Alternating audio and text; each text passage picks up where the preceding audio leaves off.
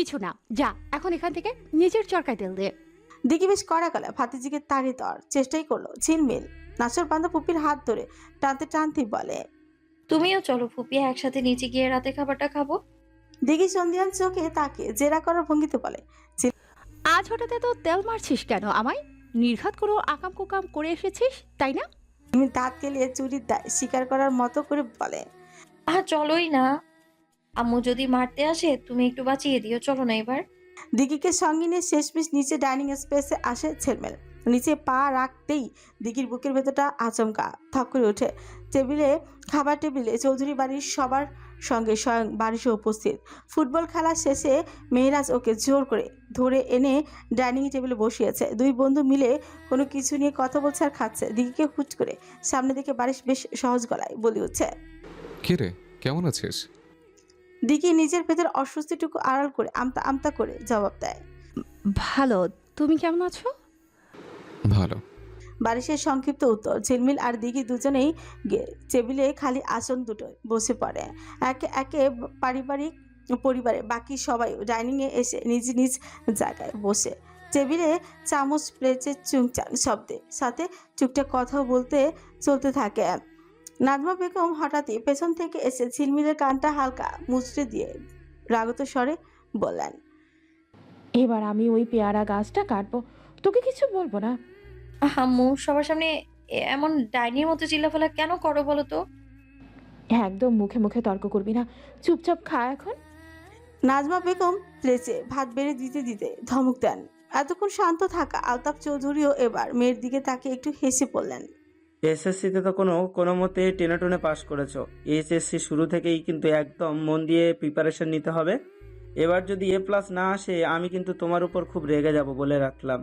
ঝিলমিল ভাতের লোকমা মুখে পুড়ে বেশ তাচ্ছিল্যের সুরে পড়লাম, আগে কলেজে ভর্তি তো হয়ে নি আব্বু, একদম ফাটিয়ে প্রিপারেশন নিব, দেখো নিও তুমি। পাশে বসা মেয়েরা ঝিলমিলের কাছ থেকে জানতে চায় সে কোন কলেজে ভর্তি হতে ইচ্ছুক। ঝিলমিল বেশ চটপটে ভঙ্গিতে শহরের নাম করা একটা কলেজের নাম উল্লেখ করে। চুপচাপ খেতে থাকা বারিশ ক্ষণিকের জন্য হাতের লোকমাটা মুখে কাছে নিয়ে স্তব্ধ হয়ে যায়। খাওয়া থামিয়ে সে গভীর কোনো ভাবনায় ডুবে পড়ে। তার এই ভাবনান্তর দেখে মেহরাজ ডেকে উঠছে, কি হলো দোস্ত, থামলি কেন? আর খাবো না, বাসায় ফিরতে হবে আমার। বলে বাড়ির সবাইকে অবাক করে দিয়ে চেয়ার ছেড়ে সোজা হয়ে দাঁড়িয়ে পকেট থেকে টিস্যু বের করে হাত মুছতে মুছতে সেই ডাইনিং রুম থেকে বের হয়ে যায়। ওর এই হুট করে চলে যাওয়াটা টেবিলে বসা কাউকে কথা বলার সুযোগই দেয় না। বাড়ির সদর দরজা দিয়ে বের হতে চৌধুরী ভিলায় প্রবেশ করে তাহসান। মেরাজ ওকে দরজার কাছে দেখতে পেয়ে চড়া গলায় ডেকে এনে জোর করে খাবার টেবিলে বসিয়ে দেয়। তাহসান অবশ্য প্রথমে বসতে বেশ ইতস্তত করছিল, কিন্তু মেহরাজের নাচরবান্ধা জেদের কাছে শেষমেশ তাকে হার মানতেই হয়। দিঘি তাহসানকে টেবিলে বসতে দেখে চোখ সরু করে চিক্স করে। তুমি আজ এত দেরিতে আসলে যে? তাহসান বেশ ভদ্রতার সাথেই মাথা নিচু করে উত্তর দেয়, জি ম্যাম, অবশ্যই আজ কাজের চাপ একটু বেশি ছিল, তাই লেট হয়ে গেল। তাহসানের মুখে এই যান্ত্রিক কথাবার্তা শুনে দিঘির মুখটা এমন হলো যেন খুব বিরক্ত হলো তাহসানের কথায়। সে আবারও মনোযোগ দিয়ে খেতে থাকে। শেরিয়ার ভিলাতে এসে বারিশ নিজের পরিবারের সবার সঙ্গে পুনরায় খেতে বসেছে। খাওয়া দাওয়ার এক পর্যায়ে সে অত্যন্ত শান্ত কিন্তু দৃঢ় গলায় বলে, প্রফেসরের জব নেওয়ার সিদ্ধান্ত নিয়েছি আমি। কথাটা শোনা মাত্র টেবিলের সবাই আকাশ থেকে পড়ে। ঝর্ণা বেগম হাতের জলের গ্লাসে টেবিলে নামিয়ে রেখে তীব্র অবাক হয়ে বলে, হঠাৎ এই অদ্ভুত সিদ্ধান্ত কেন? শেহরিয়ারদের ছেলে হয়ে তুমি শেষে কিনা প্রফেসরের চাকরি করবে?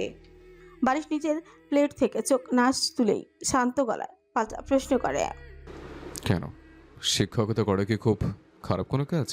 তাহলে আমাদের এই বিশাল বিজনেস কে দেখবে? এত বছর ধরে কারা দেখছে? এতদিন যা হয়েছে হয়েছে, এখন থেকে তুমিও পুরো দমে হাল ধরবে। হ্যাঁ, অবশ্যই ধরবো, তবে পার্ট টাইম। বিজনেসের পাশাপাশি আমি যেটা করতে চাই সেটাই করব। ঝর্ণা বেগম ছেলের মুখের উপর কথা বলা দেখে রেগে মেগে আরো কিছু বলতেই যাবেন, তখনই বারিশ মেজাজ ছাড়িয়ে ডাইনিং টেবিলে সজোরে একটা থাপড় মেরে বসে। থালার চামচগুলো ছন করে কেঁপে উঠছে তার সেই চরের চোটে। বারিশ তাতে তোয়াজ চেপে কড়া গলায় সতর্ক করে দেয়, আমি এই ব্যাপারের একটা কথাও শুনতে চাই না আম্মা। অতীতে আমার উপর জোর খাটানোর ফলাফল কী হয়েছিল তা আশা করি তোমরা কেউ ভুলে যাওনি। Don't repeat the same mistake. প্লেটের বাকি খাবারগুলো ওখানেই ফেলে রেখে চেয়ারটা ঝটকা মেরে পেছনে ঠেলে নিজের ঘরের উদ্দেশ্যে হনহন করে চলে যায় পারেশ। ডাইনিং রুমে তখন পিনপতন নীরবতা। ঝর্ণা বেগম নিজের বড় ছেলে আর স্বামীর দিকে তাকিয়ে বললেন, দেখলে তো 7 বছর পার হয়ে গেল, কিন্তু একটুকু বদলায়নি। দুপুরে তপ্ত রোদ মাথায় নিয়ে এক ছুটে আসছে ইরান। চারিপাশে কাঠফাটা গরম কিংবা ক্লান্তির কোনো তোয়াক্কা নেই তার। উদ্দেশ্য যত দ্রুত সম্ভব ঝিলমিলদের বাড়িতে পৌঁছানো। মেয়েটার সে কি উম্মাদ দৌড়। দূর থেকে দেখলে মনে হবে না জানি কি এক আকাশ ভেঙে পড়া অঘটন ঘটে গেছে। তীব্র বেগে ছুটতে ছুটতে সে একসময় চৌধুরী ভিটার প্রধান ফটকটা থাপ্পাস করে ছেড়ে ভেতরে ঢোকে। সেখানে 1 সেকেন্ডের জন্য দম নিয়ে আবারও পদা দিকে গতি বাড়ায় সদর দরজার দিকে। কিন্তু বিপত্তিটা ঘটল ঠিক বারান্দার সিঁড়িতে পার হতে গিয়েই। প্রবেশদ্বারের কাছাকাছি পৌঁছতে হুচ করে লোহার মতো শক্ত এক মানবদেহের সাথে প্রচণ্ড জোরে ধাক্কা খাইছে। ধাক্কার তীব্রতা এতটাই লাগামহীন ছিল যে বেসামাল ইরান কয়েক কদম পিছিয়ে যায় এবং দাঁতের মাড়ি কেচে নোনা রক্তের স্বাদ পায়। যতরে কুকি উঠে 2 হাত নিজের মুখ চেপে ধরে ইরান। চোখ জোড়া মিলতে তার দৃষ্টির সীমানে ভেসে উঠছে এক অচেনা যুবক। 2 হাত কোমরে গোছে রীতিমতো অগ্নিদৃষ্টিতে সে তাকে আছে এই অনাহুত অতিথির দিকে। যুবকটি বেশ রাগান্বিত স্বরে থমকে ওঠে। চোখ কি কপালে থাকে তোমার? এভাবে দিক বিদিক জ্ঞান হারিয়ে এসে গায়ের উপর পড়ছো? কে তুমি? ইরান মুখ থেকে কোনো শব্দ বের হলো না। সে নিথর স্তব্ধ বাকরুদ্ধ। চোখের সামনে পুরুষের অভাব সুগঠিত চেহারা আর চোখের সেই ধারালো চাহনি দেখে সে এক নিমিষেই সব ব্যথা ভুলে গেছে। রমণী রূপের এমন এক পশলা রাজকীয় ঝলকানি দেখে মুগ্ধতায় তার ভেতরে সমস্ত হিতায়ত জ্ঞান যেন উড়েই গিয়েছে। মেহেরাজ ইরানের এই অবশ ভাব দেখে ওর চোখের সামনে নিজের ডান হাতটা নাড়তে থাকে। এই যে হ্যালো, তোমাকে বলছি, কোন দুনিয়ায় আছো? কে তুমি? তুড়ি বাজে, তবু কোনো সারা শব্দ নেই মেয়েটার। ইরান তখনও পলকহীন চোখে এক ধ্যানে তাকিয়ে জাদু মুগ্ধের মতন যুবকের রূপসুধা গিলতে ব্যস্ত। মেহেরাজ এবার নিজের বিরক্তি চরম পর্যায়ে পৌঁছে গেল। বিরক্তিতে উচ্চারণ করে বেশ চড়া গলায় ধমকে উঠছে। আজব তো, একে তো ঝড়ের মতো এসে গায়ের উপর আছাড় খেলে, তার উপর একটা ভদ্রতা সূচক সরি পর্যন্ত না বলে বোকার মতো দাঁড়িয়ে আছো। সে আর নিয়ন্ত্রণ রাখতে না পেরে ইরানের কাঁধে হাত দিয়ে একটা মৃদু ঝাঁকুনি দিয়ে বলে, তোমাকেই বলছি, what the hell is wrong with you? কাঁধের ঝাঁকুনিতে এতক্ষণে যেন মোহাচ্ছন্ন ঘোর কাটে ইরানের। হুঁশ ফিরতে আপাত মস্তক অপ্রস্তুত হয়ে আমতা আমতা করে বলে, সরি ভাইয়া, আসলে আমি খেয়াল করিনি। খেয়াল করবে কিভাবে? এমন পাগলা ঘোড়ার মতো ছুটলে তো দেওয়ালের সাথে ধাক্কা খেলেও টের পাবে না। মেরাজ বেশ ঝাঁঝালো গলায় শোনায়। ইরান অবশ্য ওনার সেই রুক্ষ মেজাজকে বিন্দুমাত্র পাত্তা না দিয়ে উল্টো ডাগু ডাগু চোখে চরমুগ্ধতা মিশিয়ে জিজ্ঞেস করে, সরি তো বললামই, তা আপনি কি বলুন তো? নিজের পরিচয় দেওয়ার আগে অন্যের তল্লাশি নেওয়াটা কেমন স্বভাব? আগে বলো তুমি কে? লোকটাকে রাগাতে দেখে ইরানের ঠোঁটের কোণে একটা চড়া হাসি রেখা ফুটে উঠছে। আমি ইরান, আই মিন তানজিম সুনহেরা ইরান। মেরাজ কপাল আকাশ বিরক্তি ভাঁজ ফেলে বলে, আমি তোমার নামের ব্যাকরণ জানতে চাইনি, পরিচয় জানতে চেয়েছি। এই ভর দুপুরে চৌধুরী বাড়িতে এমন তাণ্ডব খাড়া করার কারণটা কি? কারণ থাকবে না কেন? এটা তো আমার জানির দোস্ত, আমার বান্ধবীর বাসা। কে তোমার বান্ধবী? ঝিলমিল, এবার তো আপনার চেরা শেষ। এখন দয়া করে বলুন না ভাইয়া, আপনি কে? নিজের গায়ের শার্টটা একটু ঠিক করে নিয়ে অত্যন্ত গাম্ভীর্যের সাথে ঘোষণা করলো মেহেরাজ, ঝিলমিলের চাচা। সম্পর্কে আমি ওর আপন চাচা হই। So you call me chachchu, not bhaiya, মাথায় রেখো। কথাটা শেষ করেই মেয়েরাজ এক চুল সময় নষ্ট না করে ওকে পাশ কাটিয়ে হনহন করে বাড়ির বাইরে চলে যায়। ইরান তাকে আটকানো বা নতুন কোনো প্রশ্ন করার সুযোগই পায় না। সে মুখ কালো করে নাক কুচকে ওনার যাওয়ার পথের দিকে তাকিয়ে পিপির করে উঠছে, বললেই হলো চাচু। এত হ্যান্ডসাম ছেলেকে চাচু ডাকতে আমার বইয়ে গেছে। দূর দিগন্তে মেয়েরাজের মিলিয়ে যাওয়া পানের চেয়ে দীর্ঘশ্বাস ফেলে ইরান। অবচেতনই ফানি জনে কপাল চাপড়ায়।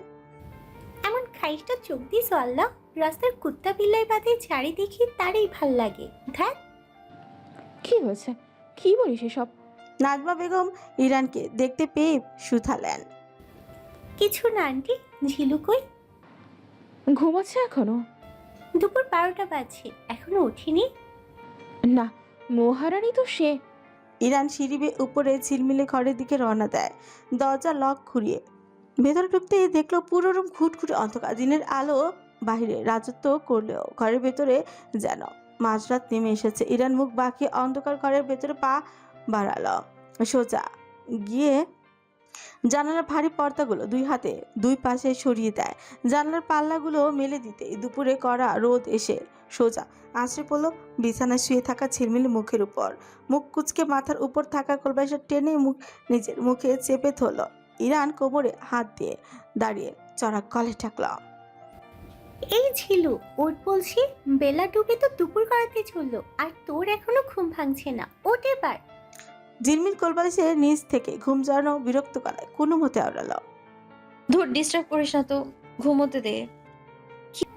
ওঠ তাড়াতাড়ি। শোন কি হয়েছে, তোর আর আমার আলাদা আলাদা কলেজে চান্স এসেছে। ইরান ঝিলমিলের গায়ের উপর থেকে কোলবালিশটা সরিয়ে দিয়ে বলল। আলাদা কলেজে নাম আসার কথা শুনে ঝিলমিলের ঝড়ের গতিতে বিছানায় উঠে বসলো, চোখ দুটো বড় বড় করে শুধলা।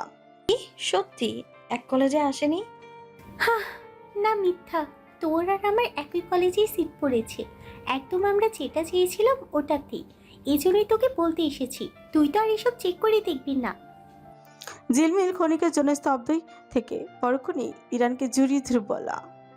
খুব ভালো হয়েছে। ইস, আমার স্বপ্নের কলেজ, তাও আবার তুই আমি একসাথে। আমি যে কত খুশি তোকে বোঝাতে পারবো না আমি। ইস, এখন কি আগে ফ্রেশ হয়ে আয়, খচ্চর কোথাকার। ঝিলমিল ওয়াশরুমে গেল।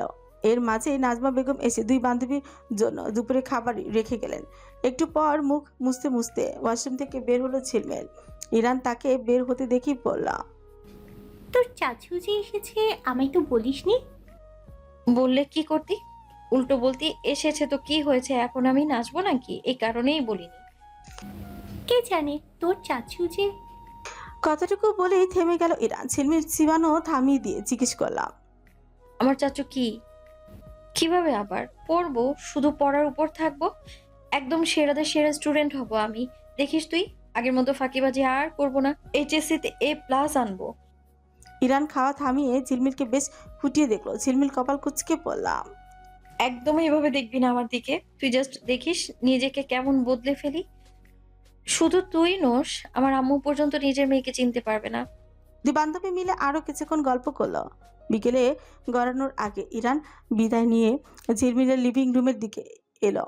সেখানে পাড়াতে ফুপি আর দাদিমার চড়া গলার তপ্ত কথা কাটাকাটি তার কানে এলো। তীব্র ক্ষোভ নিয়ে বলা। আমার মতামত না নিয়ে হুট করে এভাবে একজনকে ধরে এনে বিয়ে দেবে, আর আমি মুখ বুঝে মেনে নেব? মুখ সামলে কথা বলো দেখি। একজনকে ধরে এনে মানে কি? বারিশের মতো একটা ছেলেকে তুমি এভাবে তুচ্ছ-তাচ্ছিল্য করে কথা বলছো? তোমাদের কাছে ওকে রাজপুত্র মনে হতেই পারে, কিন্তু আমার ওকে ভালো লাগে না। ওর চালচলন, ওই অহংকারী ভাব দেখলে আমার অসহ্য লাগে। সারাক্ষণ মুখটা এমন করে রাখে যেন এই দুনিয়ায় কোনো কিছুই তার মন মতো হয়নি। আমি এমন তেতো স্বভাবের মানুষকে বিয়ে করতে পারবো না। ও আগে কেমন ছিল সেটা আমার খুব ভালো করেই জানা আছে। হ্যাঁ, তুমি বিয়ে করবে কেন? তোমার তো এখন স্বাধীনচেতা হওয়ার শখ। ভার্সিটির ছেলেদের সঙ্গে আড্ডায় বসে সিগারেট ফুঁকাতেই তো তোমার বেশি ভালো লাগে। নুরজাত চৌধুরী কথাটা শেষ করতে না করতে দিঘি তীব্র দৃষ্টিতে দরজার দিকে দাঁড়িয়ে থাকা ঝিলমিলের দিকে তাকালো। এই গোপন খবরটা যে এই মেয়ে দাদিমার কানে তুলেছে তা নিয়ে দিঘির মনে কোনো সন্দেহ নেই। ফুপিকে চোখ রাঙিয়ে তাকিয়ে থাকতে দেখে ঝিলমিল ভয় দুপাশে মাথা নিয়ে বোঝানোর চেষ্টা করলো সে কিচ্ছু বলেনি, কিন্তু দিঘি সেদিকে পাত্তা না দিয়ে আবার বলল। আমি পরিষ্কার জানিয়ে দিচ্ছি, আমি এখন কোনো বিয়ে শাদী করতে পারবো না। না করলে এই বাড়ি থেকে বের হয়ে যাও। আজ থেকে তোমার সব খরচ চালানো আমি বন্ধ করে দিব। তোমার মতো কঠোর মা যেন আর কারো না হয়। আজ বাবা বেঁচে থাকলে কখনোই আমার সঙ্গে এমন জোর জবরদস্তি করতেন না। পরিস্থিতি শান্ত করতে ঝিলমিল আমতা করে মাঝখান থেকে বলে উঠল। এমন করছো কেন ফুপি? বাড়ির চাচু খারাপ কোথায়? মানুষ হিসেবে তো বেশ ভালোই। ঝিলমিলের কথায় দিঘি যেন আরো তেতে উঠল। সে ঝাঁঝালো গলায় বলে উঠল। তোর এতই যখন ভালো লাগে তুই গিয়ে বিয়ে কর। ঝিলমিল চট করে মাথা নিচু করে উষ্ণতার কামড়ে অত্যন্ত মৃদু স্বরে ফিটফিট করল। আমি কিভাবে, মানে উনি তো চাচু হন। বড়দের মাঝখানে একদম কথা বলবি না, যা এখান থেকে। নূরজাহান চৌধুরী হাত তুলে দিঘিকে থামিয়ে দিয়ে বলেন। তুমিও আর একটা কথাও বাড়াবে না। আমি এই বিষয়ে আর কোনো অজুহাত শুনতে ইচ্ছুক নই। শহরের এক অভিজাত জিমনেশিয়ামে ভারী ওয়েট তোলার ধাতব শব্দ আর ব্যাকগ্রাউন্ডে বাজতে থাকা রক মিউজিকের তালে তালে ঘাম ঝরাচ্ছিল কয়েকজন যুবক। বারিশ, মেহরাজ আর ওদের আরও কয়েকজন বন্ধু মিলে আজ উইকেন্ডে জিম স্টেশনটা বেশ জমিয়ে তুলেছে। বারিশ একটা ভারী বারবেল হাতে নিয়ে অত্যন্ত মনোযোগের সাথে বাইসেপ কার্ল করছিল। কপালে জমে থাকা ঘাম বেয়ে পড়ছে চিবুক বেয়ে। ওর শরীরিক গঠনে যে পরিমিত যত্ন আর কঠোর পরিশ্রমের ছাপ আছে তা এই মুহূর্তে বেশ স্পষ্ট। তার ঠিক পাশেই মেহেরাজ ট্রেডমিলে রানিং শেষ করে গতি কমিয়ে দিল। টাওয়াল দিয়ে মুখের ঘাম মুছতে মুছতে সে বারিশের দিকে তাকিয়ে হালকা হেসে বললাম, কিরে, আজ কি জিমেই রাত পার করার ইচ্ছে আছে? যে গতিতে ওয়েট বাড়াচ্ছিস, লিগামেন্ট ছিঁড়বি নাকি? মেরাজের কথায় বেঞ্চ প্রেসে শুয়ে থাকা ওদের আরেক বন্ধু নীল বুক ভরে শ্বাস নিয়ে ওয়েটটা স্ট্যান্ডে তুলে রাখলো। তারপর উঠে এসে বসে পড়ল। বাদ দে মেহরাজ, চৌধুরী বাড়ির হবু জামাই বলে কথা, বিয়ের আগে তো বডি একটু ফিট রাখতেই হবে।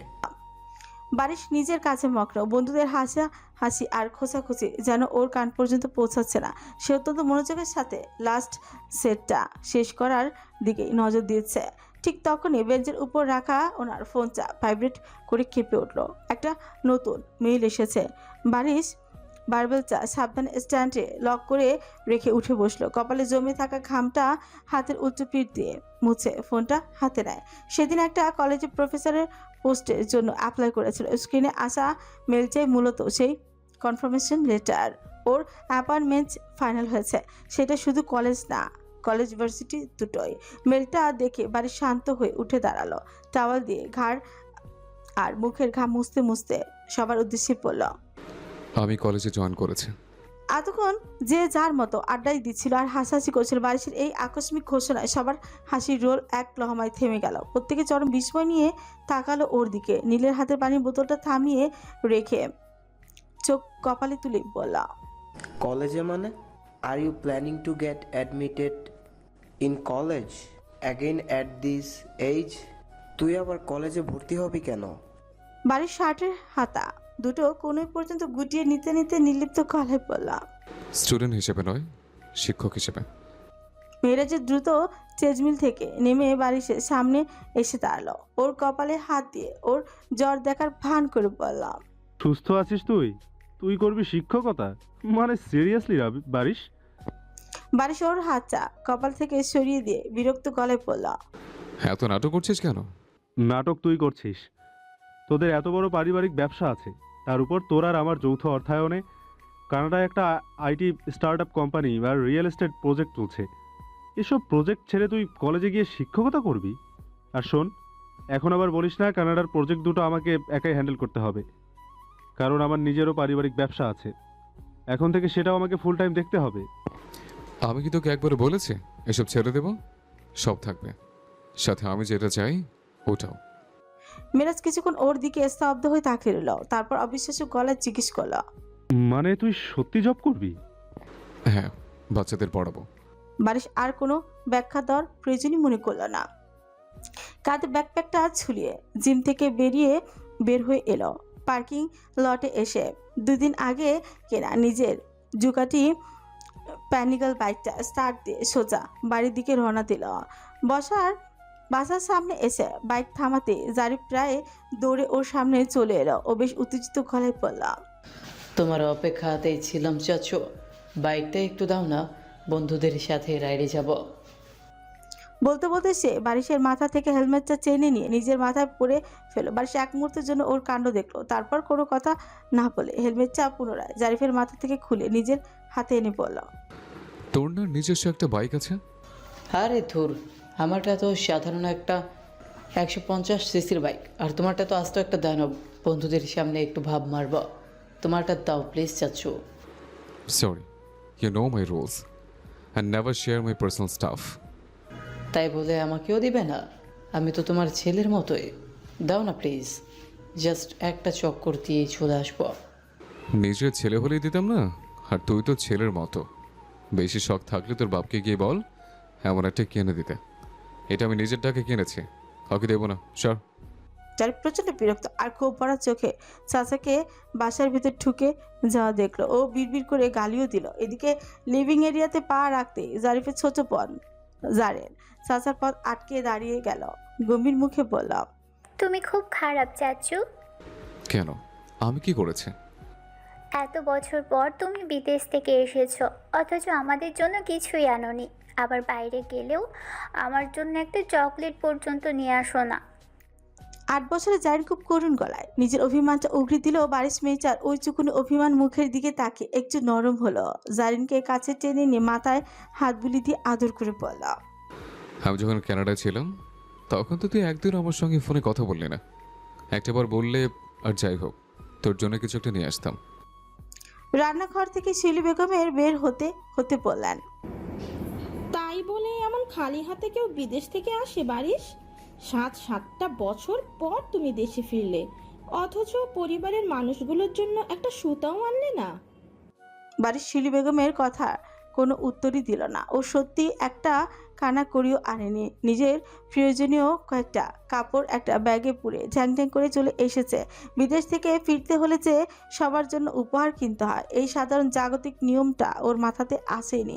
অবশ্য মেয়েরা চোখে শপিং মলে নিয়ে গিয়ে অনেক জোর করেছিল সবার জন্য কেনাকাটা করতে, কিন্তু বারিশ তখন মেয়েরাজের কথা পাত্তাই দেয়নি। ওর ভাবনার মাঝে জারিন মুখ ফুলিয়ে আবারও বলে উঠছে, ঝিলমিলাপুর চাচু বিদেশ থেকে ওদের সবার জন্য কত কি এনেছে। ঝিলমিলাপুকে অনেকগুলো সুন্দর সুন্দর পুতুল দিয়েছে, আর তুমি আমার জন্য একটা পুতুলও আনলে না। ছিলমিল নামটা শুনতে বারিশের মুখের পাপ এক নিমিষে বদলে গেল। ও ফ্রিকুচকে জারিনের দিকে তাকিয়ে জিজ্ঞেস করলাম, ঝিলমিলকে তুই আপু ডাকিস? হ্যাঁ আপুই তো। বারিশের মনের ভেতরে কৌতূহলটা আরেকটু চাড়া দিয়ে উঠল। ওর গলাটা স্বাভাবিক রাখার চেষ্টা করে বলল, ওর পুতুল ভালো লাগে বলছে। জারিন বেশ আশাবাদী চোখে ওর দিকে তাকালো। বারিশ কিছু বলার আগেই শিলি বেগম বললেন, আর মানুষ পেলি না জারিন, যে তোকেই কিছু কিনে দেয় না সে আবার ঝিলমিলকে পুতুল কিনে দেবে? বারিশ শিলি বেগমের কথার কোনো জবাবই দিল না। ও জারিনের গালটা চিপি দিয়ে বলল, ঠিক আছে, ভুল হয়ে গেছে আমার। এবার কি আমি রুমে যেতে পারি? জারিন কিছুক্ষণ বড় বড় চোখ করে নিজের অদ্ভুত চাচার দিকে তাকিয়ে থেকে অবশ্যই মাথা নাড়ল। কেমন মানুষ ভাই, একেবারে জন্য বললো না যে। এরপর যখন বাইরে যাব তোমার জন্য পুতুল নিয়ে আসবো।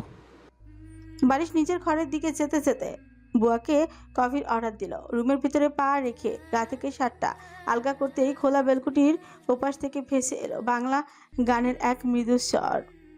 বারিশের সটন কপাল জুড়ে সূক্ষ্ম এক কুঞ্চন রেখা জাগলো। খানিকটা কৌতূহল নিয়ে এসে ধীর পায়ে সেদিকে পা পাড়া। ডান হাতে তখনও বুয়া রেখে যাওয়া ধোয়া ওঠা কফির মগ। বেলকুনিতে রেলিং গেছে দাঁড়াতেই ওপর তলার দিকে চোখ আটকে গেল যুবকের। সেখানে ছাদের কিনারায় নীল রঙের একটা টি শার্ট আর জিন্সের স্কার্ট পরা এক কিশোরী আপন খেয়ালে নাচতে ব্যস্ত।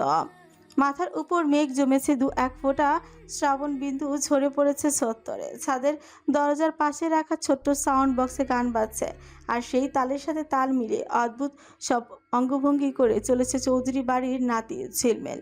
মেয়েটি তখন বারিশের দিকে পিঠ ফিরিয়ে দাঁড়িয়ে থাকলেও তার চিনতেও 1 সেকেন্ডও ভুল হলো না। ছিপছিপে গরম কাঁচা দুধে আলতা মেশানো ফর্সা গায়ের রং আর পিঠ অবধি এলিয়ে থাকা চুল, এটা সেই অবাধ্য মেয়েটা ছাড়া আর কে? ওর নাচের চেয়ে হাত পায়ে ছটফটানি আর লাফঝাপি বেশি স্পষ্ট হয়ে উঠেছে। নাচছে কম, লাফাচ্ছে বেশি।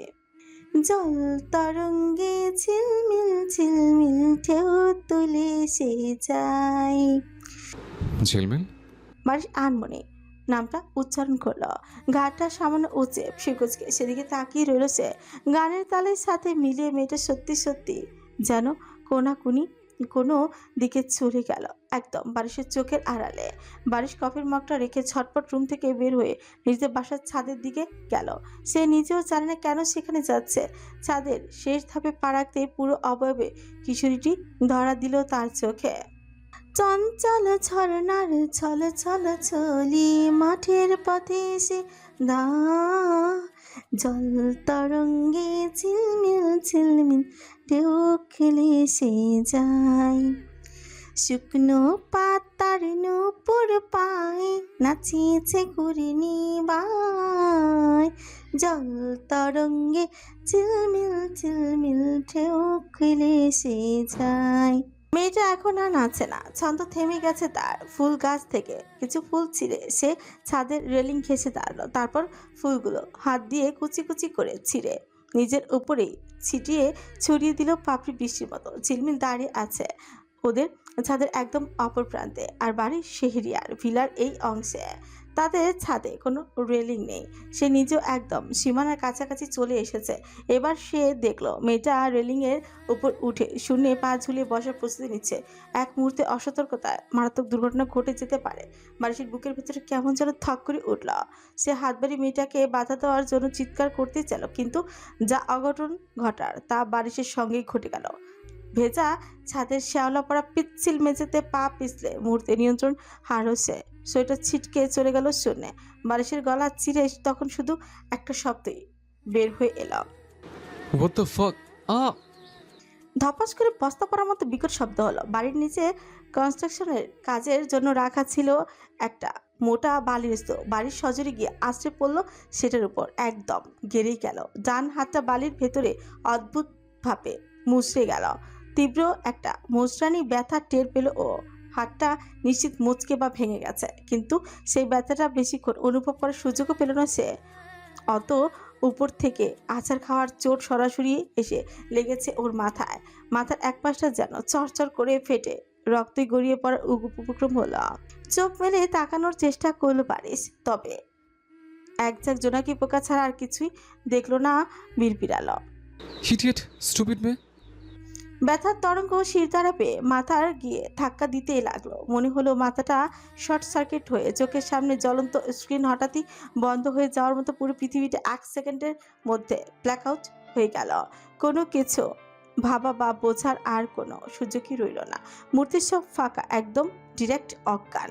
বারিশের সেই আকাশ কাঁপানো তীব্র চিৎকার, আর ঠিক তার পরপরই নিচে কিছু একটা পড়ার বিকট শব্দ, দুটোই ছিলমিলে কানে এসেছে। দ্রুত পায়ে দৌড়ে ছাদের এই পাশের কিনারায় এসে দাঁড়ালো। নিচের দিকে তাকাতে চোখ দুটো ছানা বড় হয়ে গেল মেয়েটার। বড় বড় চোখে দেখলো বালির ঢিবির উপর চার হাত পা ছড়িয়ে একদম নিথর হয়ে পড়ে আছে ফাইজান বারিশ শেহরিয়ার। পরনের কালো সিভলেস গেঞ্জি আর ধূসর ট্রাউজারের উপর বালির এমন আস্তরণ পড়েছে যে পোশাকের আসল রংটাই ঢাকা পড়ে গেছে। ধুলোবালিতে মাখামাখি হয়ে একদম চেনাই যাচ্ছে না। ও দু হাতে নিজের মুখ চেপে ধরে পুরো বাড়ি মাথায় তুলে চেঁচিয়ে উঠল, ও আল্লাহ, বারিশ চাচু! হ্যাঁ হ্যাঁ, বারিশ চাচু তো মরে গেল। ঝিলমিল পাগলের মতো সিঁড়ির দিকে দৌড়াতে লাগলো। ছাদ থেকে নিচে নামতে নামতেও চিৎকার করে পুরো বাড়ি জানান দিতে লাগলো, কোথায় তোমরা সবাই? ফুপি, তুমি কই? জলদি আসো, তোমার হোমওয়ার্ক তো শেষ। ঝিলমিল চেঁচালো। মেহরাজ ছাড়া আর কেউ শুনতে পায়নি। দাদিমা আর আদব চৌধুরী তখন অফিসে। নাজমা বেগম নিজের ঘরে ছেলেকে ঘুম পাড়াচ্ছে, দিঘিও নিজের রুমে। তবে মেহরাজ শুনল ভাতিজির চেঁচানোতে পাতা না দিয়ে রুমে চলে গেল। এদিকে ঝিলমিল যেন একটা আস্ত হেলিকপ্টার, ফো ফো করে ডানা মেলে সেকেন্ডের মধ্যে নিচে এসে ল্যান্ড করলো। ও এক ছুটে বালির স্তূপের সামনে এসে বারিশের পাশে বসলো। নিচে পড়ে থাকা একটা ছোট কাঠের টুকরো কুড়িয়ে নিয়ে বারিশের পেটে মৃদু খোঁচা মেরে পড়লাম। চাচু, বেঁচে আছেন আপনি? এখানে পড়ে গেলেন কিভাবে? এই চাচু! একটা খোঁচা মানুষে বারিশের কোনো সাড়া নেই। ঝিলমিল কাঠের টুকরোটা ফেলে দিয়ে বারিশকে ঠেলতে শুরু করলাম। উঠুন, আমি হেল্প করছি। দেখি, আপনি মানুষ নাকি পাথর? মেহরাজ চাচু, তুমি কি বের হয়ে আসবে? তোমার চাচু, তোমার বন্ধু কিন্তু মরে যাচ্ছে। বারিশের দানবীয় ওজনের বজি এক নাগারে নাড়তে গিয়ে ঝিলমিলের নিজেরই দম বেরিয়ে যাওয়ার অবস্থা হলো। সে কোমরে হাত দিয়ে হাঁপাতে হাঁপাতে দাঁড়িয়ে উপরে জানলার দিকে তাকালো। দুই বাড়ির একজনও বের হচ্ছে না। বারিশের দিকে একবার তাকে আবারও উপরের দিকে মুখ করে চিল্লানো শুরু করলো, ও মেহরাজ চাচু, তোমার প্রিয় বন্ধু এখানে চিৎপটাং হয়ে পড়ে আছে, জলদি বের হও, নইলে পরে কিন্তু ডেড বডি টানতে হবে। মেরাজ এবার ঘরের জানলার পর্দাটা সরিয়ে ঘাড় বাঁকিয়ে নিচের দিকে তাকালো। আর তাকানো মাত্রই তার বুকের ভিতরে থক করে উঠলো। দেখলো তার প্রাণের বন্ধু ভেজা পালিতে মাখামাখি হয়ে 4 হাত পা চারপাশে ছড়িয়ে নিথর হয়ে পড়ে আছে। সে এক মুহূর্ত সময় নষ্ট না করে ঝড়ের গতিতে সিঁড়ি দিয়ে নেমে দ্রুত যত দ্রুত সম্ভব সেখানে গিয়ে পৌঁছলো। বালিশের পাশে হাঁটু গেড়ে বসে ওর অবস্থা দেখে মেয়েরাজের গলা শুকিয়ে কাজ ঝিলমিলের দিকে তাকিয়ে জিজ্ঞেস করলো, ওর এই অবস্থা কিভাবে হলো? মনে হয় ছাদ থেকে পড়ে গেছে। কিন্তু কিভাবে? আরে ধুর চাচু, কিভাবে পড়েছে সেটা পরে ভাবা যাবে, আগে তো বাঁচানোর ব্যবস্থা করো। বেঁচে থাকলে তার থেকেই না হয় সব শুনে নিও। মেয়েরাজ বালিশের পালস পরীক্ষা করতে করতে ঝিলমিলকে বলল, তুই দ্রুত যা, ওদের বাসার সবাইকে ডেকে আন ফার্স্ট। চাচার কথা শোনা মাত্র এক ছুটে শেহরের বাড়ির সবাইকে ডেকে আনলো ঝিলমিল। মুহূর্তের মধ্যে হইচই পড়ে গেল পুরো বাড়িতে। তৎক্ষণাৎ পারিসকে উদ্ধার করে হসপিটালে নেওয়া হলো। মেহরাজও সাথে গেল। ভাগ্যিস সেখানে বালুর স্তূপ ছিল, ভাগ্যিস, না হলে যে উঁচু সীমানা থেকে ছেলেটা পড়েছিল তাতে বেঁচে ফিরতো কিনা সন্দেহ। জ্ঞান ফিরতে বারিশের খুব বেশি সময় লাগলো না। ডক্টর পরীক্ষা করে জানালেন ভাগ্য ভালো, হাত ভাঙেনি, তবে মারাত্মকভাবে মুচকে গিয়েছে, তাই একটা শক্ত ব্যান্ডেজ করে দেওয়া হয়েছে। পায়ে এখনও এখানে সেখানে একটু একটু ছিলে গেছে। সতর্কতা স্বরূপ ডক্টর ওকে এক রাত হসপিটালেই অবজারভেশনে থাকতে বললেন। কেবিনের বেডে আছোয়া হয়ে আছে ফাইজান, বাড়ির শেহরিয়ার। দৃষ্টি সামনের দেয়ালের দিকে এসে মুখে প্রচন্ড গম্ভীর আর থপথপে। ঝর্ণা শেহরিয়ার ছেলের পাশে বসে আক্ষেপের সুরে বললেন, তুমি আর কত জ্বালাবে তরঙ্গ? দেশে ফিরেই একটা নতুন কাণ্ড ঘটিয়ে বসলে। তোমার মতো এত বড় ধাড়ি ছেলের ছাদ থেকে কিভাবে পড়ে যেতে পারে? মায়ের এতগুলো কথা পিছে বারিশ একটা শব্দ উচ্চারণ করলো না। করার মতো কথা কি এটা? লজ্জার বিষয় তো। ঝর্ণা বেগম থামলেন না। জারিন পড়ে গেলেও না হয় মানতে পারতাম, তুমি তুমি কিভাবে? চঞ্চল শেহরিয়ার স্ত্রীর কাঁধে হাত রেখে থামিয়ে দিলেন। এবার তো বাদ দাও, খারাপ তো কিছু ঘটেনি, ছেলেটা যে বেঁচে আছে এটাই অনেক। হতেও তো পারতো। এমন আস্ত একটা ছেলে হুট করে কিভাবে ছাদ থেকে টপকে পড়ে যায় আমার মাথায় আসে না। ঝর্ণা বেগমের উদ্বেগ যেন কমছে না। ফরহাদ শেহরিয়ার ভাইয়ের বেডের কাছে এগিয়ে এসে একটু কৌতূহলী গলায় বলল, ভাই তুই হট করে ভোর দুপুরে ছাদে গিয়েছিলি কি করতে? এবার আর নিজের রাগ বিরক্তি একটাও ধরে রাখতে পারল না বারিশ। এমনিতে মেজাজ সপ্তম আকাশে চড়ে আছে, তার উপর এই এক প্রশ্ন বারবার শুনতে শুনতে মাথা ফেটে যাচ্ছে। হঠাৎ খেকিয়ে উঠে বললাম, নাচতে গিয়েছিলাম, নাচতে নাচতে পড়ে গেছে, হয়েছে, এবার বের হও এখান থেকে, সবগুলো রুম থেকে বের হও। তার আকস্মিক গর্জনা রুক্ষ মেজাজে কেবিনে থমথমে নীরবতা নেমে এলো। পরিস্থিতি সামাল দিতে মেহেরাজ সবার উদ্দেশ্যে বলল, চাচা চাচি, আপনারা এবার বাসায় ফিরে যান, আমি ওর সঙ্গে আছি, আপনারা কি একটু রেস্ট করুন। ঝর্ণা বেগম ছেলের রুক্ষ মুখের দিকে কিছুক্ষণ স্তব্ধ হয়ে তাকিয়ে রইলেন। তারপর একটা দীর্ঘশ্বাস ফেলে উঠে চলে গেলেন। ফরহাদ তার ছেলে জারিফকে হসপিটালে মেহেরাজের সাথে থাকতে বলে নিজেই মায়ের সাথে রওনা দিল। তাদের আবার সকাল সকাল অফিসে যেতে হবে। জারিফ কেবিন থেকে বের হয়ে করিডোরে গিয়ে বসে। সবাই চলে যেতেই মেহেরাজ বারিশের বেডের কাছাকাছি গিয়ে আসে। তারপর একটু গলা খাকারি দিয়ে বলল, ঝিলমিল যদি না দেখতো তাহলে তো আরো কয়েক ঘন্টা ওখানে বালির মধ্যে পড়ে থাকতি তুই। কি বললি? মনোযোগী হলো বারিশ। ওর তীক্ষ্ণ দৃষ্টিটা এবার সোজা এসে ঠেকলো মেহেরাজের মুখে। বললাম আমার ভাতিজি ঝিলমিল, ওই তো তোকে ওভাবে পড়ে থাকতে দেখে চেঁচাতে চেঁচাতে সবাইকে জানিয়েছে, ওনা থাকলে তো কেউ জানতেই পারতো না। বারিশ একটা তপ্ত নিঃশ্বাস ফেলে আবারও আগের মতো চুপচাপ বসে রইল। মেহেরাজ এবার বেডের পাশে তুলটায় বসে আবার গলা খাকারি দিল। তা ছাদ থেকে পড়লি কিভাবে তুই? এবার অগ্নিদৃষ্টিতে মেহেরাজের দিকে তাকালো বারিশ। মেহেরাজ দুই হাত তুলে বলল, দেখ, একদম ওভাবে তাকাবি না, তোর মতো একটা দামড়া ছেলে নিজের বাসার ছাদ থেকে পড়ে গেল, I mean this is ridiculous. বারিশের কাছ থেকে কোনো জবাব এলো না। ও পাথরের মতো মুখ করেই রইল।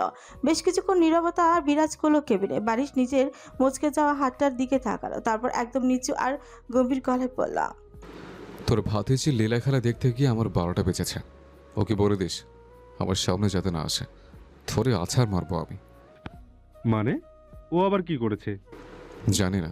বিরক্তিতে মুখটা অন্যদিকে ঘুরিয়ে আবারও সামনে নিতেই বারিশের পুরো মুখটা আরো কুচকে গেল, কারণ সামনে দাঁড়িয়ে আছে সে মেয়েটা যার কথা ও মাত্র মেয়েরাজকে বলল, যেন ভুলো ওর চোখের সীমানা না আসে। ঝিলমিলের ঠিক পাশেই দাঁড়িয়ে দিঘি আর নূরজাহান চৌধুরী এগিয়ে আসতে আসতে উদ্বেগের গলায় জিজ্ঞেস করলেন, এখন ঠিক আছো বাবা? কিভাবে পড়ে গেলে তুমি? আবার সেই একই প্রশ্ন। বারিশ ভেতরে ভেতরে রাগে ফুঁসে ওঠে। তখনই ঝিলমিল আরো এক কাঠি বাড়ি বলল, তখন আমিও ছাদে ছিলাম দাদিমা, কিভাবে যে পড়ে গেলেন আপনি? ব্যাস, মাত্রা ছাড়লো রাগ। বারিশ নিজের অক্ষত বাম হাতটা শক্ত করে মুছো করলো ও নূরজাহান চৌধুরীর দিকে তাকে একদম মেপে মেপে বলল, রাজকে সব বলেছে, ওর থেকে শুনে নিও। আমার এখন ভীষণ ঘুম পাচ্ছে। মেয়েরাজ হাঁ করে মুখ খুলে বলতেই চাইল যে বারিশ ওকে কিচ্ছু বলেনি, কিন্তু তার আগে বারিশ মেয়েরাজের উরুতে হাত রেখে শক্ত একটি চিমচিকে যে আড়ালে চোখ রাঙালো। যন্ত্রণায় মুখটা বিকৃত করে চুপ মেরে গেল মেহেরাজ। দেখি মায়ের হাত ধরে পড়ল। বলেছিলাম না মা, তেমন কিছুই হয়নি, ঠিক হয়ে যাবে। চলো এখন ওকে রেস্ট নিতে দেই। আমি তো ভেবেছিলাম মরেই বোধ হয়ে যাবে। আরে কেমন করে যে পড়ে গেল শুধু। ঝিলমিল আরো দু কদম বেডের সামনে এগিয়ে এসে কৌতূহলী গলায় পড়ল, কি হাতি মচকেছে চাচু? আর কোথাও কিছু হয়নি? বারিশ এবার অবাক হবে নাকি রাগ প্রকাশ করবে বুঝতে পারছে না। সে মেহেরাজের দিকে জ্বলন্ত দৃষ্টিতে তাকিয়ে ইশারা করলো যেন এদের সবাইকে এক্ষুনি রুম থেকে বের করে। মেহেরাজ পরিস্থিতির বেগতিক দেখে দ্রুত সবাইকে বুঝিয়ে সুঝিয়ে কেবিনে বাইরে নিয়ে যেতে লাগলো। সবাই একে একে বের হয়ে যাচ্ছে, ঝিলমিল একদম সবার পেছনে। ও যখন দরজার কাছাকাছি পৌঁছালো তখনই বারিশ হঠাৎই গম্ভীর আর ভারী গলায় ডাকলো, হ্যাঁ মে, তুমি শোনো। ঘুরে দাঁড়ালো সপ্তদশে, মুখে কোনো ভয়ের বালাইও নেই। ও উল্টো চোখ বড় বড় করে বললাম, জি বলুন, কোনো হেল্প লাগবে চাচু? হ্যাঁ, একটু এদিকে এসো। ঝিলমিল সরল মনে বেডের কাছাকাছি এগিয়ে আসে। মেয়েটা কাছে আসতেই পলক ফেলার আগে যুবক নিজের বাম হাত দিয়ে কিশোরী ডান হাতের কবজিটা শক্ত করে চেপে ধরে হ্যাচকা টানে টেনে আনলো নিজের দিকে। অতর্কিত আক্রমণের শরীরে ভারসাম্য রাখতে না পেরে ঝিলমিল তড়িৎ গতিতে নিজের বাম হাত দিয়ে বেডের সাদা চাদরটা খামচে ধরে। মুখটা বারিশের একদম কাছাকাছি চলে এসেছে। বারিশ ঝিলমিলের চোখে চোখ রেখে নিচু কিন্তু বরফ শীতল গলায় বলা, নেক্সট টাইম তোমাকে যদি আবার ছাদে সেভাবে লাফাতে দেখেছে, তবে হাত পা মচকে এবার আমি হসপিটালে না, তোমাকে সোজা হসপিটালে পাঠাবো। হিংস্র চেহারা বারিশকে এত কাছ থেকে দেখে ভয় ঝিলমিলের হার্টবিট এক লাফে দ্বিগুণ হয়ে গেল। তোতলাতে তোতলাতে বললা, আমি আমি মানে আমি তো ছাদে লাফাই না। তুমি আর কোনোদিন ছাদেই যাবে না। আজব তো, ছাদ থেকে পড়ে আহত হয়েছেন আপনি আর ছাদে উঠতে মানা করছেন আমায়? আজব। হ্যাঁ, মানা করছি। বারিশ ওর কবজির উপর নিজের জিপটা আরেকটু শক্ত করে বললাম, আর একদিনও যদি তোমাকে ওই ছাদে দেখি, তবে তোমার পা দুটো ভেঙে হাতে ধরিয়ে দেবো। ঝিলমিল সোজা হয়ে দাঁড়ালো। নিজের কবজি থেকে বারিশের হাত ছাড়ানোর চেষ্টা করতে করতে বললাম, হাত ছাড়ুন আগে। আমি ছাদে যাব কি যাব না সেটা আমার ইচ্ছে। আপনার ভয়ে আমি ছাদে যাওয়া বন্ধ করব কেন? ছাড়ুন বলছি। যাবে না, আমি বারণ করেছি, তাই যাবে না। আর যদি এর পরেও কোনোদিন পা বাড়াও, গেলে কি করবেন শুনি? যাবে না, ব্যাস। বারিশ আর কোনো যুক্তিতে গেলই না। গলার স্বর আরো গম্ভীর করলাম, আমি কিন্তু সবাইকে সব বলে দেব। কি বলবে? বলবো আপনি এখানে বসে বসে শিশু নির্যাতন করছেন। হোয়াট? একটা সাধারণ মেয়ের ছাদে ওঠা নিয়ে আপনি যেভাবে তাকে জোর খাটাচ্ছেন, এটা কি কোনো আইনের মধ্যে পড়ে? এটা স্পষ্ট নির্যাতন। বারিশ আর কোনো কথা বললো না। ও চুপচাপ শুধু মেয়েটা ছটফটানি দেখতে লাগলো। নিজের হাতটা মুক্ত করার জন্য সে কি পরিমাণ শক্তি অপচয় করছে, অথচ বারিশ নিজে থেকে মুঠো আলগা না করলে এই মেয়ের পক্ষে হাত ছাড়িয়ে নেওয়ার কোনো ক্ষমতাই নেই। বারিশ খুঁটিয়ে খুঁটিয়ে দেখতে লাগলো ঝিলমিলকে। মেয়েটা একটা লাইট পিঙ্ক রঙের শার্টের সাথে কালো স্কার্ট পরে এসেছে। শার্টের উপরে দুটো বোতাম খোলা, গলায় একটা পাতলা ওড়না জড়ানো, দুপাশে দুটো বেনি করে চুলগুলো বুকের উপর ছড়িয়ে রেখেছে, আর কপালের দুই পাশে কিছু ছোট ছোট চুল। বারিশ কি অযথায় মেয়েটার উপর নিজের রাগ ঝাড়ছে? ওর ছাদ থেকে পড়ে যাওয়ার পিছনে এই মেয়েটার কি দোষ? ছাড়ুন এবার চাচু, হাত ছাড়ুন, আমার ব্যথা লাগছে। আমার বারিশ আচমকাই মুঠো আলগা করে ছেড়ে দিল ঝিলমিলের হাত। ঝিলমিল ছিটকে একটু পিছিয়ে গেল। লাল হয়ে যাওয়া কবজিটা অন্য হাত দিয়ে ডলতে ডলতে বারিশ চাচুর চোখের দিকে তাকিয়ে বলা, আপনাকে বাঁচানোই ভুল হয়েছে আমার। ওখানেই পড়ে থাকতেন সেটাই ভালো হতো। আর তার চেয়েও ভালো হতো যদি আপনার ওই উপর থেকে নিচে পড়ার দৃশ্যটা আমি ফোনে ভিডিও করে রাখতাম। মন খারাপ থাকলে ওটা দেখতে আমার প্রাণ খুলে হাসতাম। কি বললে তুমি? ঝিলমিল দরজার দিকে আরো কয়েক পা পিছিয়ে গিয়ে মুচকি এসে বলা, একদম ঠিক বলেছি। আপনার উপরে পড়ে যাওয়ার কথা ভাবলেই তো আমার হাসি পায়। আপনি জানেন, আপনাকে হসপিটালে নিয়ে আসার পর আমি পুরো 40 মিনিট এসেছি। বলে ঝিলমিল এক সেকেন্ডও দাঁড়ালো না। বারিশের নাগালের বাইরে যেতে এক দৌড় কেবিন থেকে বেরিয়ে গেল সে। পেছন থেকে বারিশ বিছানায় উঠে বসার চেষ্টা করতে করতে চিল্লিয়ে উঠল, হ্যাঁ মে, কি বললে তুমি? দাঁড়াও, বলছি দাঁড়াও। কেবিন থেকে বের হয়ে করিডোরে ধরে হনহনিয়ে হাঁটার সময় আচমকা জারিফের গায়ের উপর গিয়ে পড়ল ঝিলমিল। ধাক্কা সামলে নিয়ে জারিফ অবাক হয়ে পড়ল। কখন এসেছিস? এই তো একটু আগে। ঝিলমিল নিচের ওনাটা টেনে টুনে সোজা করলো। জারিফ এদিক ওদিক তাকিয়ে করিডোরের শেষ মাথা হসপিটালের ওয়াশরুমের নির্জন দিকটা ইশারা করলো। চল একটু ওদিকে যাই। ওইদিকে কেন যাবো? তোকে একটা চুমু দিতে ইচ্ছে করছে। আবার শুরু করলে? আমার দেয়ার শর্ত কি ভুলে গেছো? বিয়ের আগে আমার হাত ছোঁয়া তো দূরের কথা, কাছাকাছিও আসতে পারবে না তুমি। রাখ তোর ওই ফালতু শর্ত, চল তো ওদিকে। জারিফ আর কথা না বাড়িয়ে ঝিলমিলের হাত চেপে দিল। ঝিলমিল সঙ্গে সঙ্গে এক ঝটকায় নিজের হাতটা ছাড়িয়ে নিয়ে শক্ত গলায় পড়ল। দাদিমার চাচু কিন্তু এই হসপিটালেই আছেন। একদম বেশি বাড়াবাড়ি করলে চিৎকার করে সবাইকে জড়ো করবো আমি বলে দিলাম। জারিফ বেশ বিরক্ত হয়ে হাত দুটো বাতাসে ছুড়ে পড়লাম। Jhilmil, you are my girlfriend, for God sake. তাতে কি হয়েছে? আমাদের বিয়ে হয়েছে। হয়নি তো কি হয়েছে? একদিন তো হবে। চল না প্লিজ, কেউ দেখবে না। যেদিন বিয়ে হবে সেদিন এসব হবে। এর আগে যদি আবারও এই লাইনে কথা বলো, আমি সোজা ব্রেকআপ করে দেব। ঝিলমিল আর দাঁড়ালো না, পা বাড়ালো উল্টো পথে। তবে কিছুটা পথ যাওয়ার পর কি ভেবে যেন পেছনে ফিরে তাকায়, দেখে জারিফ মূর্তির মতো মনমনা হয়ে এক কোণে দাঁড়িয়ে আছে। ছেলেটার এই করুণ মুখটা দেখে ঝিলমিলের মনে একটু গড়ল। সে আবারও জারিফের কাছে ফিরে এসে নরম গলায় জিজ্ঞেস করল। রাগ করলে? জারিফ মুখ ফিরিয়ে নিয়ে অভিমানে শুরু পড়ল। তুই আমার রাগের দাম দিয়েছিস কখনো? আসলে তুই আমাকে ভালোই বাসিস না। ভালোবাসি তো, কিন্তু তার মানে এই না যে হসপিটালের কর্নারে দাঁড়িয়ে এসব নোংরামো করতে হবে। তুই এই জেনারেশনের মেয়ে হয়েও এমন ব্যাকডেটের চিন্তা ভাবনা করছিস? I mean seriously, do you even live in the 21st century? I do live in the 21st century babe. তবে মডার্ন হতে গিয়ে সস্তা হতে পারবো না আমি।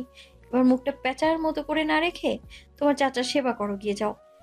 শেহরিয়ার বাড়ির ডাইনিং টেবিলে রাতের খাবার আজ সবাই একসঙ্গে বসেছে। বারিশের চোট এখন অনেকটাই সেরে উঠেছে, ব্যান্ডেজও খোলা। হাতটা স্বাভাবিকভাবে নড়াচড়া করতে পারছে, তবে হুটহাট কোনো ভারী কাজ করতে গেলেই ভেতরে একটা মৃদু টনটনে ব্যথা চারা দিয়ে উঠছে। এছাড়া ও এখন একদম ফেট। খাওয়া দাওয়ার মাঝপথে হুট করে জারিফ ঝর্ণা শেহরিয়ারের দিকে তাকিয়ে বেশ আদুরে গলায় বলল, দাদিমা, আমাকে একটা নতুন বাইক কিনে দাও না, একদম চাচুটার মতো। ঝর্ণা শেহরিয়ার প্লেট থেকে মুখ তুলে জিজ্ঞেস করলেন, কেন, তোর বর্তমান গাড়িটা আবার কি হলো? ওটা তো পুরনো মডেল হয়ে গেছে দাদি। তুমি চাচুর নতুন বাইকটা দেখেছো? দেখতে কি মারাত্মক সুন্দর। নাদির এমন আবদারে দাদিমা মৃদু হেসে বললেন, আচ্ছা ঠিক আছে, তোর বাবাকে সঙ্গে নিয়ে গিয়ে পছন্দ মতো একটা কিনে আনিস। কিন্তু দাদিমা, এই বাইকটার দাম কিন্তু অনেক বেশি। কত আর হবে, তোর বাবাকে আমি নিজে বলে দেব, তুই চিন্তা করিস না। তবে শর্ত একটাই, লেখাপড়াটা ঠিকঠাক করতে হবে। তুমি যেমনটা ভাবছো এটার দাম তার চেয়েও অনেক অনেক বেশি। কত শুনি? ঝর্ণা শেহরিয়ার কৌতূহলী হলেন। জারিফ আর চোখে বারিশের দিকে একবার তাকে বেশ বুক ফুলিয়ে বললাম, প্রায় 50 লাখ টাকার উপরে। কথাটা শোনা মাত্র ঝর্ণা দাদিমা গলার খাবার আটকে মারাত্মক এক বিশ্রমী খেলেন। শিলি বেগম দ্রুত পানির গ্লাসটা শাশুড়ির দিকে এগিয়ে দিতে দিতে ছেলের দিকে অগ্নিদৃষ্টিতে তাকিয়ে রাগত গলায় বললেন, তোর কি মাথা পুরো বিগড়ে গেছে জারিফ? এতগুলো টাকা খরচ করে তুই একটা মোটর বাইক কিনবি? তোর সাহস তো কম না। চাচুও তো কিনেছে, আমি কিনলে কি দোষ? ঝর্ণা বেগম কোনো মতে নিজেকে সামনে নিয়ে নিজের ছেলের দিকে তীক্ষ্ণ দৃষ্টিতে তাকালেন, খানিকটা অবিশ্বাসের সুরে বললেন, তরঙ্গ, তুমি 50 লাখ টাকা দিয়ে এই বাইক কিনেছো? তরঙ্গ অর্থাৎ বারিশ প্লেসে চোখ রেখে নির্লিপ্ত গলায় জবাব দিল, না। তাহলে কত? 53,50,000। ঝর্ণা শেহরিয়ার মনে হলো তার রক্তের চাপ আচমকায় আকাশে উঠে গেছে। তিনি কপালে হাত দিয়ে শিলি বেগমকে হাঁক ছাড়লেন, বোমা, আমার জন্য বরফ আনো, দ্রুত যাও। বারিশের বাবা আর বড় ভাই এতক্ষণ চুপচাপই খাচ্ছিলেন। তারা দুজনেই চরম অবাক চোখে তার দিকে তাকিয়ে রইল। শিলি বেগম তড়িঘড়ি করে ফ্রিজ থেকে বরফ এনে শাশুড়ি মাথায় চেপে ধরলেন। ঝর্ণা বেগম বরফের ঠান্ডায় চোখ জোড়া বন্ধ করে তীব্র আক্ষেপে সুরে বললেন, একটা বাইকের পিছনে তুমি 53 লাখ টাকা উড়িয়ে দিলে। তোমার মাথা কি আদৌ ঠিক আছে তরঙ্গ? এই টাকাটা যদি ব্যবসায় ইনভেস্ট করতে, তবে এতদিনে দ্বিগুণ লাভ উঠে আসতো। টাকা আমার, শখও আমার। এখানে অন্য কারো কথা বলে সুযোগ নেই আম্মা। তাই বলে তুমি এত টাকা দিয়ে বাইক কিনবে? গাড়ি কিনলেও মানা যেত। বারিশ এবার খাওয়া থামিয়ে মায়ের দিকে তাকালো। আমি আমার নিজের টাকায় কিনেছি, এত সমস্যা কোথায় তোমাদের? সেটাই, ও ওর নিজের টাকায় কিনেছে, বাদ দাও। চঞ্চল শেহরিয়ার স্ত্রীকে থামাতে চাইলে ঝর্ণা শেহরিয়ার আরো রেগে যায়। সব সময় আমাকে থামাবে না তুমি। নিজে উপার্জন করো বলে যা খুশি তাই করে বেড়াবে। কেনার আগে আমার কাছে একবার জিজ্ঞাসা করারও প্রয়োজন মনে করলে না? ফরহাদ এবার মায়ের রাগ ভাঙানোর চেষ্টায় বললেন। আম্মা, তরঙ্গ তো আর ছোট নেই, জিনিসটা ওর ভালো লেগেছে তাই কিনেছে, ছাড়ো এখন। ঝর্ণা শেহরিয়ার কিছুতে শান্ত হলেন না। তিনি মুখ উঁচিয়ে আরো কিছু বলতেই চাইলেন, কিন্তু তার আগে ডাইনিং টেবিল কাঁপিয়ে এক অভাবনীয় কাণ্ড ঘটল। বারিশ আচমকা নিজের খাবারের প্লেটটা সশব্দে ফ্লোরে ছুঁড়ে ফেলে দিল। ঝনঝন শব্দে থালাটা ভেঙে টুকরো টুকরো হয়ে গেল। খাবারগুলো ছড়িয়ে পড়লো মেঝেতে। সে তীব্র ক্ষোভে দাঁড়িয়ে চিৎকার করে পড়ল। আমি আমার টাকা দিয়ে বাইক কিনে কিংবা ট্রেনে ফেলে দিই, সেটা সম্পূর্ণ আমার ব্যক্তিগত ব্যাপার। তোমার কি আম্মা, তোমার কি? I can do whatever I want with my money. এমন বাইক একটা কেন, 50টা কেনার ক্ষমতা আমার আছে। আমার কোনো বিষয় একদম নাক গলাবে না। কথাটা শেষ করে বারিশ আর এক মুহূর্তের জন্য জারিফের দিকে তাকালো। জারিফ তখনও মুখে হাত দিয়ে মিটিমিটি হাসছে, যেন পুরো টেবিল জুড়ে এই তুলকালামটাই সে দেখতে চেয়েছিল। বারিশ হনহন করে চলে যেতে নিলে শিলি বেগম দ্রুত গিয়ে তার বাহু চেপে ধরলেন। খাবার ফেলে যেও না ভাই, দুটো খেয়ে যাও। খিদে নেই আমার, আর ঘুমাবো আমি। সকালে উঠে কলেজে যেতে হবে। শিলি বেগম পেছন থেকে আরও কয়েকবার ডাকলেন, কিন্তু সেদিকে বারিশের কোনো ভ্রুক্ষেপ নেই। লম্বা লম্বা পা ফেলে নিজের ঘরে ঢুকে সে যত জোরে সম্ভব দরজাটা আটকে দিল। তার পরপরই ঘরের ভেতর থেকে আরও কিছু একটা ভাঙচুরের বিকট শব্দ ভেসেল। ডাইনিং রুমে তখন থমথমে নীরবতা। রাগে কাঁপতে কাঁপতে শিলি বেগম নিজের ছেলের কাছে গিয়ে এক হাত দিয়ে ওর মাথা চুলগুলো মুঠো করে ধরলেন। ওর তুই এখান থেকে, আর খেতে হবে না তোকে, যা। সব ঝামেলার মূল তুই। জারিফ মাথাটা ছাড়ানোর চেষ্টা করতে করতে বললাম, আমি আবার কি করলাম মম? ফরহাদ সাহেবও ছেলের উপর চটে গিয়ে থমকে দিলেন। থাপড়ে তোকে আমি সোজা করে দেব, বেয়াদব। চাচা নিজের উপার্জনের টাকায় এত টাকা দিয়ে বাইক কিনেছে, সেটা দেখে আবার দাদির কাছে এসে লাগানো হচ্ছে। বাইক তোর পেছন দিয়ে ভরে দেব আমি। তো পেছন দিয়েই দাও, বাইক পেলেই হলো। এমনিতেও চালানোর সময় বাইক পেছনেই থাকে। ছেলের এমন চরম বেয়াদবি দেখে ফরহাদ সাহেব রাগে আসন ছেড়ে দাঁড়িয়ে পড়লেন। বেগতিক দেখে জারিফ আর এক সেকেন্ডও সেখানে দাঁড়ালো না, দ্রুত ডাইনিং রুম থেকে কেচে পড়ল। না হলে আজও তার গালে বাবার হাতে চর খেয়ে লাল হবে। ঝর্ণা শেহরিয়ার তখন স্তব্ধ হয়ে ছেলের ভেঙে ফেলা প্লেট আর ছড়িয়ে থাকা খাবারগুলোর দিকে তাকিয়ে আছে। চঞ্চল শেহরিয়ার দীর্ঘ শ্বাস ফেলে স্ত্রীর দিকে তাকালেন। বাসায় একটু অশান্তি না করলে তোমার পেটে ভাত হজম হয় না। সামান্য কিছু টাকার জন্য ছেলেটাকে এতগুলোর কথা শোনাতে হবে? খাও এখন একা একা। চঞ্চল সাহেবও খাওয়া অর্ধেক রেখে টেবিল ছেড়ে উঠে চলে গেলেন। বারিশ এখন নিজের রুমে জানালায় এসে দাঁড়িয়ে আছে। ঘরের লাইটটা নেভানো, শুধু বাইরে চাঁদের আলো এসে পড়ছে ওদের উপর। রাতের হালকা ঠান্ডা বাতাস ওর অবিন্যস্ত চুলগুলো আলতো করে উঠছে। ওর এই ঘরের জানালা থেকে ঠিক সোজাসুজি ঝিলমিলের রুমে জানালাটা দেখা যায়। দুই বাড়ির মাঝে দূরত্ব পেরিয়ে বারিশের স্থির দৃষ্টি এখন আটকে আছে ঠিক ওই দিকটাতে। তবে ঝিলমিলের রুমের জানালায় ভারী পর্দা টানা, ভেতরে লাইটটাও বন্ধ হয়ে আছে নিশ্চিত। কোনো আলোর আভা বাইরে আসছে না। বাড়ির সেদিকে তাকিয়ে একটা দীর্ঘশ্বাস পেল। জানলা থেকে ধীর পায়ে সরে আসে সে। সোজা এগিয়ে গেল ঘরের কোণে থাকা নিজের পুরনো কাঠের আলমারিটার দিকে। পালাটা খুলতে এক কোণে ধুলোবালি মেখে পড়ে থাকা একটা ভাঙা গিটার চোখে পড়ল। বারিশ গিটারটা বাইরে বের করে আনে। ভাঙা কাঠের শরীরটার উপর কিছুক্ষণ শূন্য চোখে তাকিয়ে রইল সে। পরক্ষণেই হাত দিয়ে গিটারটার উপর জমে থাকা ময়লাটুকু ছেড়ে পরিষ্কার করে আঙুলের ডগা দিয়ে তারে একটা মৃদু টোকা দিতেই নিশুতি রাতে টুংটাং করে অদ্ভুত বিষাদময় শব্দ প্রতিধ্বনি হয়। বারিশের মাথার ভেতর কেমন যেন ওলটপালট করে উঠল। ওই সুরটা যেন ওর মগজের কোনো এক সুপ্ত যন্ত্রণাকে আচমকায় জাগিয়ে তুলল। যুবকের ভেতরের শান্ত রূপটা উধাও হয়ে গেল তীব্র এক উন্মাদনায়। সে গিটারটা শক্ত করে আঁকড়ে ধরে ফ্লোরের সাথে কয়েকবার বাড়ি মারল। ভাঙা গিটারটা এবার একদম চূর্ণ বিচূর্ণ হয়ে গেল। বুক ভরে কয়েকটা তপ্ত শ্বাস ফেলে বারিশ ভাঙা টুকরোগুলো কুড়িয়ে আবারও আলমারির ভেতরে একরকম ঠেসে রেখে দিল। পালাটা ধরাম করে আটকে দিয়ে সোজা হয়ে গিয়ে থপ করে শুয়ে পড়ল বিছানায়। কোনো দিকে না তাকিয়ে চোখ দুটো শক্ত করে বন্ধ করে নিল সে। ঘুমিয়ে পড়া ছাড়া এই তীব্র অস্থিরতা থেকে বাঁচার আর কোনো উপায় নেই ওর কাছে। ইরানের কথা মতো সকাল সকাল ঘুম থেকে উঠে ঝিলমিল চটপট তৈরি হয়ে সে সোজা চলে গেল দিঘির রুমে। ফুপিকে আলতো করে ধাক্কা দিয়ে ডাকতে ডাকতে বললাম, ফুপি ওঠো তাড়াতাড়ি, আমার সঙ্গে কলেজে যেতে হবে তোমায়। দিঘি কম্বলটা আরো ভালো করে গায়ে টেনে নিয়ে চোখ না খুলে বললাম, আমি পারবো না, রাতে অনেক দেরিতে বাসায় ফিরেছি, এখন ঘুমোতে দে। প্লিজ চলো না ফুপি, প্লিজ। তোর বাবাকে বল না গিয়ে। আপু তো অনেক আগে অফিসে চলে গেছে, বলে গেছে কলেজে পৌঁছে কল করতে, তারপর সে নিজে ওখানে আসবে। তাহলে ছোট ভাইয়াকে বল। ও তো এখনো নাক ডেকে ঘুমোচ্ছে। আমিও তো ঘুমোচ্ছি ঝিল, কেন সকাল সকাল বিরক্ত করছিস? তাহলে আমি কি এখন তাহসিন আঙ্কেলের সাথে একা যাব? নামটা শোনা মাত্র দিঘি ধরফর করে বিছানায় উঠে বসলো। জড়ানো গলা অবাক হয়ে জিজ্ঞেস করলো, কার সঙ্গে যাবি? আপু তাহসিন আঙ্কেলের সঙ্গে আমায় যেতে বলেছে। ফুপি তুমিও চলো না সাথে প্লিজ। দিঘি কিছুক্ষণ স্তব্ধ হয়ে ঝিলমিলের দিকে তাকিয়ে রইল, তারপর একটা দীর্ঘশ্বাস ফেলে পড়ল, আচ্ছা চল, আমি রেডি হয়ে আসি। দিঘি দ্রুত তৈরি হয়ে ঝিলমিলকে নিয়ে নিচে নেমে এলো। বাইরে গাড়ির পাশে হেলান দিয়ে দাঁড়িয়েছিল তাহসেন।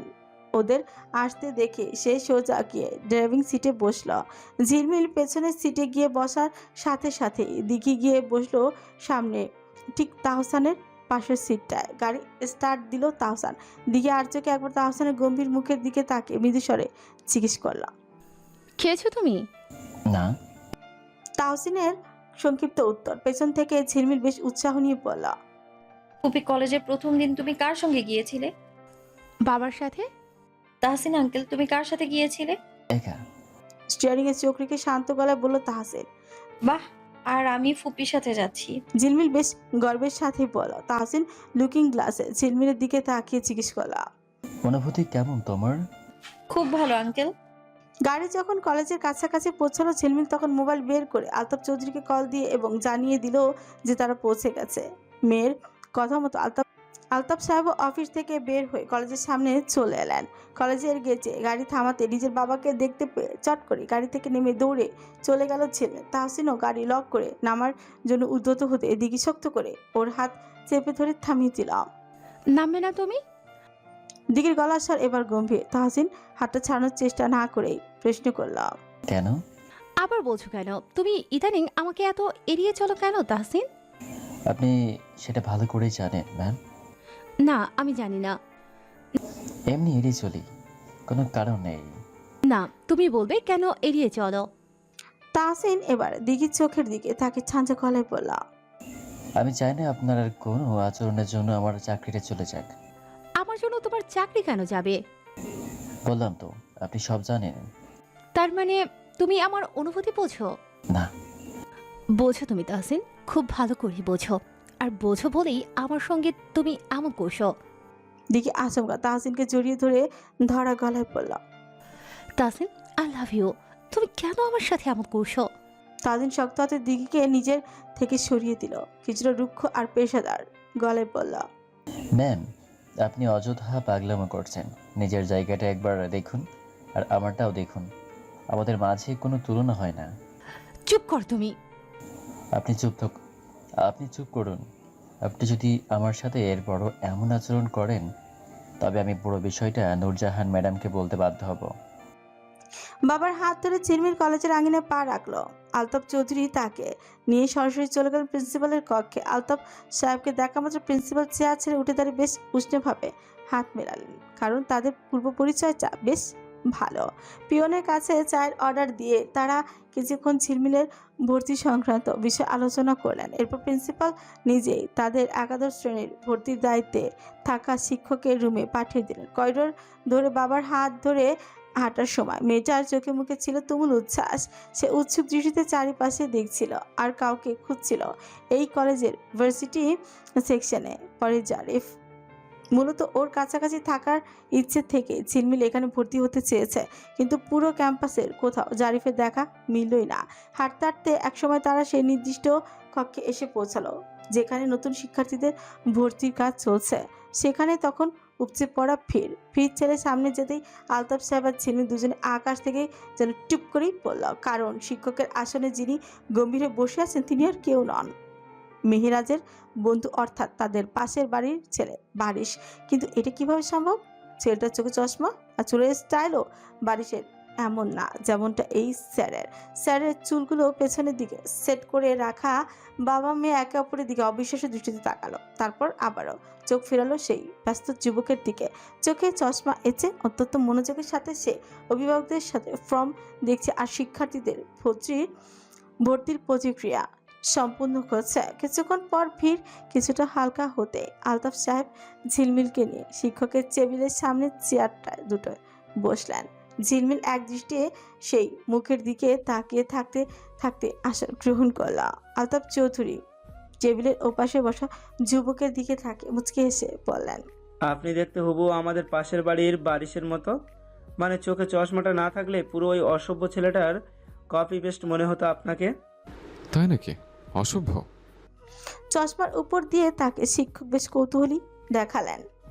তা কি কি অসভ্য তুমি করেছে? আরে সে এক চরম অভদ্র, আপনাকে আর কি বলবো, একেবারে বেয়াদব একটা ছেলে। আলতাফ চৌধুরী যেন মনের ক্ষোভ উগরিয়ে দিলেন। বাবার সুরে সুর মিলে ঝিলমিল চট করে চোখ করল। খুব ভালো আঙ্কেল। হ্যাঁ স্যার, বাবা একদম ঠিক বলেছে। লোকটা আমার চাচুর বন্ধু, ভীষণ বাজে ব্যবহার তার, দেখলেই আমার মেজাজটা গরম হয়ে যায়। আসলে একটা আস্ত অসভ্য। Thank you so much. ওই অসভ্য ছেলেটাই আমি। স্যার চশমা খুলতে খুলতেই বলল, সাথে এতক্ষণ পেছনের দিকে টেনে রাখা চুলগুলো হাত দিয়ে সামনে আনতে বারিশের অতি পরিচিত অবয়বটা স্পষ্ট হয়ে উঠল। তড়িৎ গতিতে চেয়ার ছেড়ে উঠে দাঁড়িয়ে পড়লেন আলতাফ সাহেব, আর ঝিলমিল ভয়ার্থ একটা মৃদু চিৎকার করে দিয়ে উঠল। ওর ফর্সা মুখাব আতঙ্কে লাল হয়ে গেল। আলতাফ চৌধুরীকে সোজা হয়ে দাঁড়িয়ে পড়তে দেখে বারিশ ভদ্রলোকের মতো আসন ছেড়ে দাঁড়ালো। হ্যান্ডশেক করার জন্য বাম হাত বাড়িয়ে দিয়ে বলল, দাঁড়িয়ে পড়লেন কেন? বসুন। আসলে হুট করে চাকরিটা হয়ে গেল, তাই আগে ভাগে জানাতে পারিনি। তবে চিন্তা করবেন না, আজ সন্ধ্যায় বাসায় ফিরেই আপনাদের ওখানে গিয়ে মিষ্টি বিতরণ করে আসবো। আলতাফ চৌধুরী স্তব্ধ হয়ে বারিশের বাড়িয়ে দেওয়া হাতটার দিকে তাকিয়ে রইলেন। কত বড় বেয়াদব হলে হ্যান্ডশেক করার জন্য বা হাত এগিয়ে দেয়। ভদ্রলোকের সে তীক্ষ্ণ দৃষ্টি অনুসরণ করে বারিশ নিজের হাতের দিকে তাকালো, তারপর জিহ্বা কেচে পড়ল।